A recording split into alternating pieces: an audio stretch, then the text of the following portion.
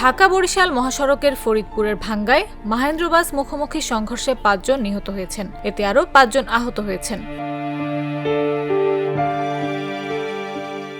বুধবার সকাল ৩:৩০টার দিকে উপজেলার চুমুরদী ইউনিয়নের বাবলাতলা বাসস্ট্যান্ডে এ ঘটনা ঘটে। তবে প্রাথমিকভাবে হতাহতদের নাম পরিচয় জানা সম্ভব হয়নি।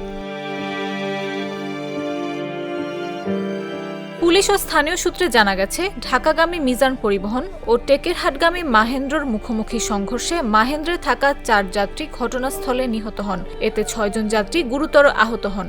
পরে হাসপাতাল নেয়ার পথে আরও একজনের মৃত্যু হয়।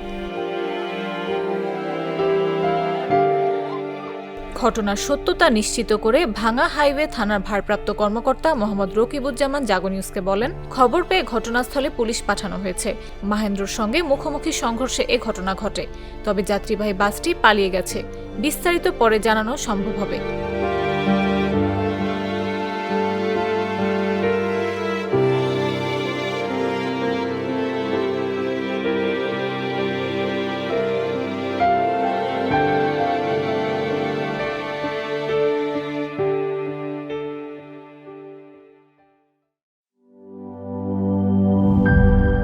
এই ঈদে জামা জুতো অ্যাক্সেসরিজের ডিসকাউন্ট।